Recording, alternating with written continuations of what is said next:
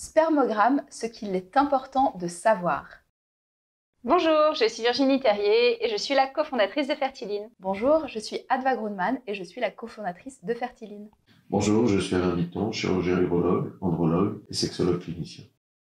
Si vous aimez nos contenus vidéo, n'hésitez pas à liker, partager, commenter et vous abonner à notre chaîne. Si vous avez des questions sur nos solutions, n'hésitez pas à prendre un bilan de situation avec l'une de nos collaboratrices. Aujourd'hui, nous allons parler du spermogramme et ce qu'il est important de savoir.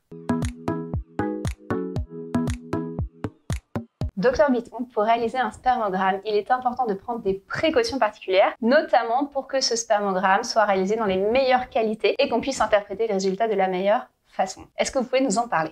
C'est juste. Alors, qui dit spermogramme de qualité dit surtout par rapport au prélèvement. Chaque laboratoire a sa manière de travailler. En général, il est préférable que le patient puisse faire le prélèvement sur place, dans certaines conditions, puisque le spermogramme doit être analysé dans l'heure qui suit le prélèvement.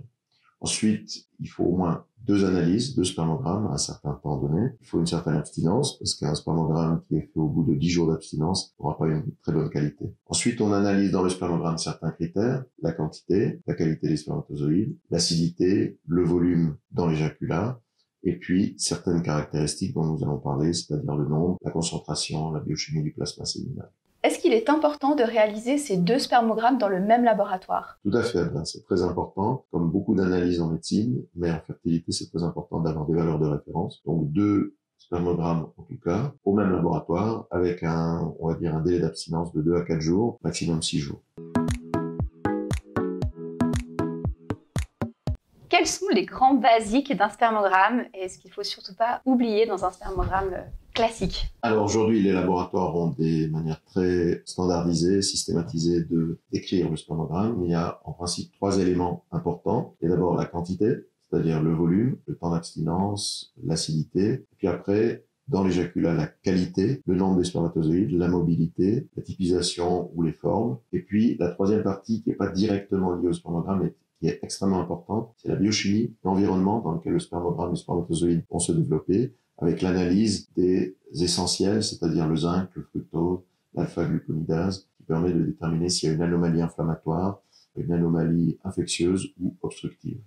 Est-ce que la spermoculture est un élément clé dans un spermogramme? Est-ce qu'on devrait la réaliser le plus rapidement possible ou est-ce qu'on la réalise seulement si on a d'autres indicateurs? Alors, il y a quelques années, on ne le faisait que si on avait un doute par rapport à l'origine du problème. Aujourd'hui, je dirais que dans un spermogramme complet, c'est ce que l'on demande en première intention dans un bilan de fertilité. Pour gagner du temps, on demande une analyse du spermogramme et une culture du sperme, parfois une culture d'urine, à la recherche d'une maladie inflammatoire infectieuse sexuellement transmissible. C'est un essentiel puisque, comme vous le savez, s'il y a une inflammation ou une infection, la qualité des spermatozoïdes va s'en ressentir.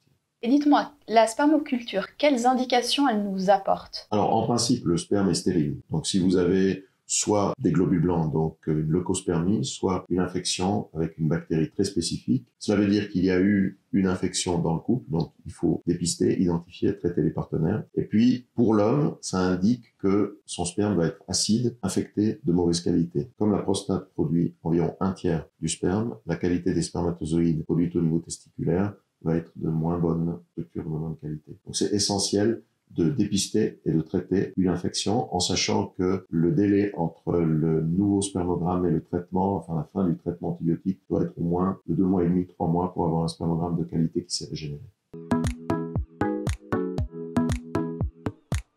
Dans les spermogrammes, on peut aussi aller analyser la structure de l'ADN spermatique et notamment aller mesurer des indicateurs comme la fragmentation de l'ADN ou la décondensation de l'ADN. Dans quelle indication est-il pertinent d'aller réaliser ces dosages? Alors je dirais que la question est extrêmement pertinente, d'actualité, très moderne et à la mode.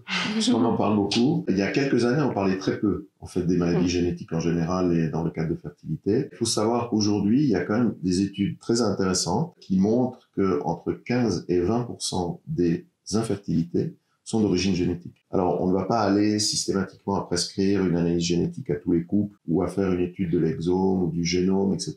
Il faut dire quand même que dans le spermogramme, on n'a pas forcément de critères qui peut nous orienter sur la nécessité d'une anomalie génétique. Mais je dirais que si on a éliminé les basiques, comme une infection, une inflammation, une varicocèle, un problème testiculaire, un élément physique qui détériore la qualité du spermogramme, on refait plusieurs spermogrammes ou même il y a des essais de FIV qui n'apportent aucun résultat probant, alors peut-être qu'il faut se poser la question d'une anomalie génétique. Est-ce qu'il y a une délétion, une microdélétion au niveau d'une partie du chromosome Y, comme vous savez, qui est assez importante. Et bon, s'il y a évidemment dans la famille ou dans le couple une histoire génétique, c'est évident qu'on peut demander un conseil génétique et une analyse de la fragmentation. Comme beaucoup de situations, les patients viennent parfois en nous faisant une demande spontanée, même parfois avant d'autres éléments en disant j'aimerais une analyse génétique. Alors, on peut pas s'y opposer. On peut discuter, mais je pense que 15 à 20% des cas d'infertilité, c'est quand même substantiel et ça vaut la peine de discuter. Peut-être pas lors de la première consultation, mais à un moment donné, il faudra se poser la question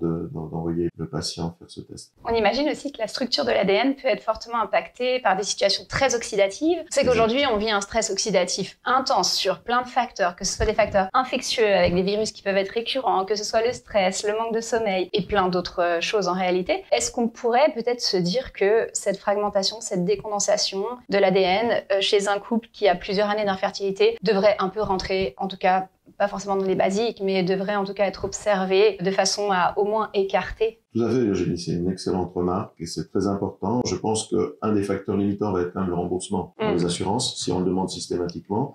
Et on sait que, alors on pourra peut-être pas encore faire des cartographies chez tout le monde. Une analyse génétique, ça peut poser quelques problèmes éthiques, mais il est évident que les perturbateurs endocriniens, les oxydants, peuvent agir sur le génome à différents moments, peuvent empêcher les réparations, peuvent créer des délétions qui peuvent occasionner des problèmes de fertilité. On l'a vu avec le Covid. Il y a beaucoup d'articles et de publications maintenant qui sortent, notamment par rapport à des effets potentiels qu'il y a eu sur le génome, découvert de certaines maladies.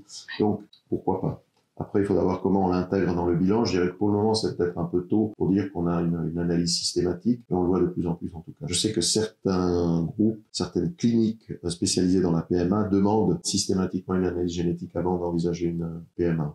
Et dans le cas d'un problème génétique détecté, qu'est-ce qu'on peut faire? Est-ce qu'on peut améliorer la qualité du sperme? C'est une question très difficile. Il est évident qu'une anomalie génétique, on a des pistes. On essaie de l'éviter. Est-ce qu'on peut aller faire une manipulation génétique? Bon, aujourd'hui, on peut choisir le sexe de l'enfant, quasi. Donc, aller faire des réparations au niveau du génome, je pense pas qu'on en est encore là. On n'a pas encore des petits drones microscopiques qui pourraient aller réparer. De cas en cas, il faudrait voir évidemment un diagnostic préimplantatoire. Un diagnostic à faire et bon, si on peut guérir, mais je pense qu'au niveau de l'oxydation, c'est surtout par rapport à la prévention, plus que dans le traitement. Le mode de vie finalement. Tout à fait. Tout à fait. Je pense que le meilleur outil pour travailler en tout cas sur la structure de l'ADN et cette qualité-là, c'est quand même effectivement le mode de vie, canaliser les charges oxydatives. Exactement. Et faire au mieux pour avoir les stress oxydatifs qui se répercutent au niveau cellulaire. Si possible, les traiter. Mais on voit quand même que lorsqu'on diminue certains stress oxydatifs, en améliorant le sommeil, en diminuant l'exposition à certains toxiques, on arrive quand même à récupérer assez rapidement une bonne qualité.